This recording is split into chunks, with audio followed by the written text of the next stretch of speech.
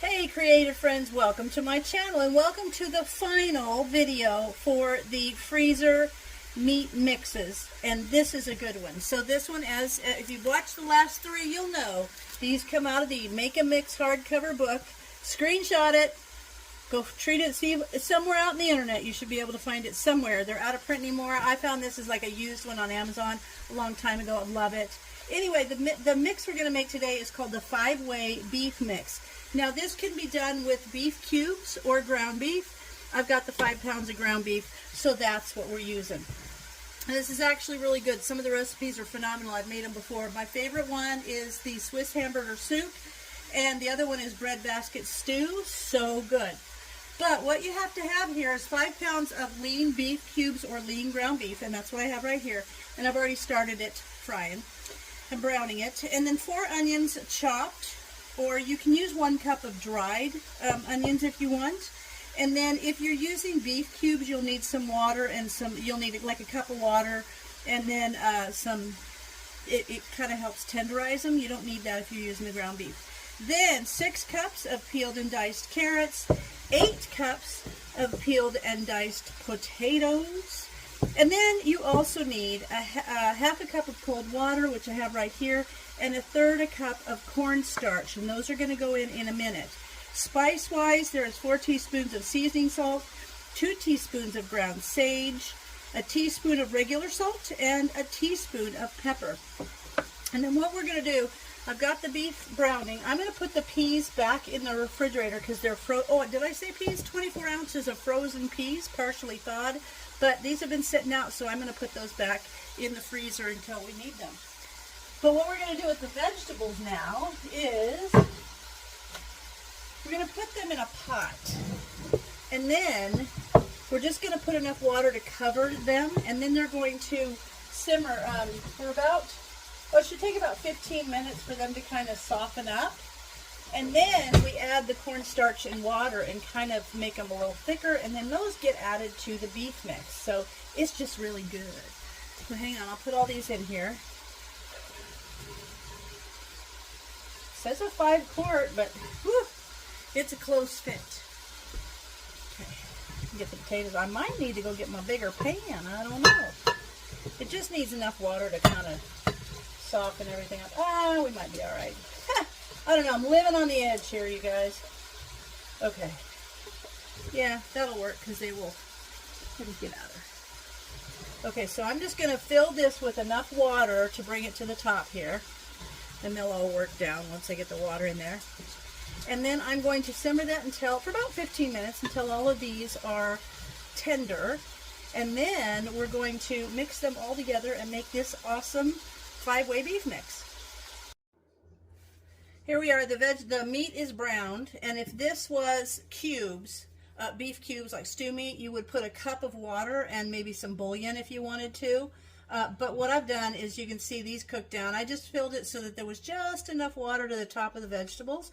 And now what I'm going to do is I'm going to combine the 1/3 cup of cornstarch with the 1/2 cup of water, get that mixed, and then we're going to pour that in the vegetables and mix those around until they kind of start to thicken a little. Whoops, see how quickly that happens?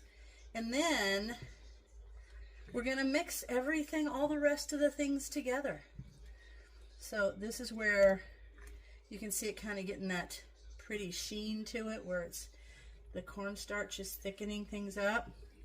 And then this makes the best recipes. While I mix this, I'll tell you about a couple of them. My favorite is, like I said, breadbasket stew is awesome. But if you make these and you don't have a recipe, just think about what would something like that go in. This would be phenomenal if you wanted to put it in the bottom of like a pie plate and then cover the top with maybe some mashed potatoes and grated cheese and give it like a cottage pie thing.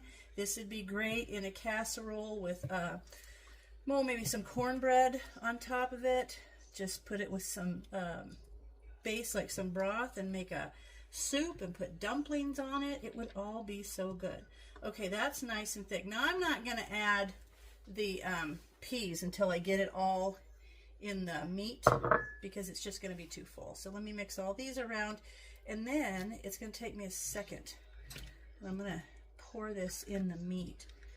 It smells so good. Once you get all those herbs and spices in there and the salt, and oh, so good. Okay. Now let me see. It's gonna be good. Now I have to be really careful. I'm gonna pause you while I pour this in there because I need to pay attention to what I'm doing. Okay, that looks really well mixed, and now I'll be right back. I'm gonna pour this into the ground beef. All right, I got half of it in there, and I thought, well, this is just how I'm doing it. Tilting it over, kind of pouring it in. There we go. Oh, this is gonna make such a good thing. Let me put this back here. All right, now we're just gonna mix that up and add the peas in. Get these out of the way so you can see. And then we just are going to, I'm going to bag this up. I'm not going to put it in the instructions it tells you to put it in half-pint jars, or in pint jars, or I'm not going to. I'm going to put it in vacuum bags. Okay, get this all nice and mixed. Just like the perfect meal. And see, if you're going to make this once, this is a thing too about making these. So if I use some of this and make a meal tonight, it took me the same length of time to make all of this pretty much as it did, because I would have had to do the same things to prepare one serving of it. Okay, and I've done this with the stew meat chunks too, and it turns out really good. And I do like the way the cornstarch gives it a little thickening too. So now it's pea time. There we go. Peas will make it even prettier. Okay, let's mix those all in. See, just look at that and imagine all the things you could make with it. Okay. Now I'm going to continue to mix this so it's all super well incorporated. And then I will bring it back. Oops. Oh, Snickers is going to like it. I dropped a pea. I have to call him in here. He can have that pea. He likes carrots too. He was outside laying in the sun and I just gave him a whole carrot. He just laid there and ate it. He loves them. All right, that looks really good. So I'm just going to keep mixing it and then I'll get everything set up and I will start putting it in bags. I bagged these up now and I did them in 4 cups. Each one of these is 4 cups because that is like a whole meal for us. So this would go into a small, like a little baking dish, and I would put a topping on it, or I'd make a pot pie, or this is plenty enough with some broth and noodles for that whole thing to be a meal. So I did, instead normally I put things in 2 cup increments, but these are 4 cup. And now, oops, see that one's leaking. I was going to show you guys.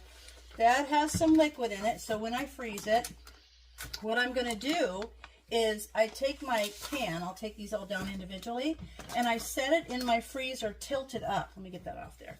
And I'll set it so that it's tilted up a little bit, and I'll put the bags on it kind of like that and flatten them out so the liquid stays in the bottom until they're frozen, and then I'll come vacuum seal them and they will be perfect.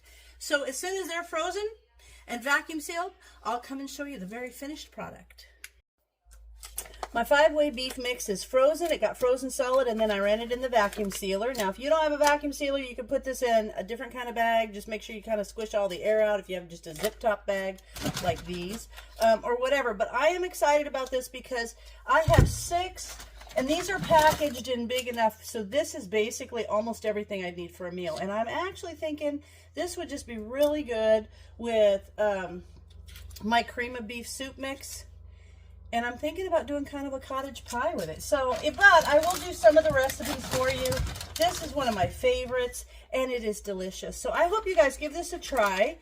See if you can find that book. It's somewhere out there. I think it's published. I did look in the front of that book. I think it's 95 is when it was published. But give it a shot because these recipes are amazing to have in your freezer. And I hope you guys enjoyed this last 4 Mondays of doing these freezer meat mixes.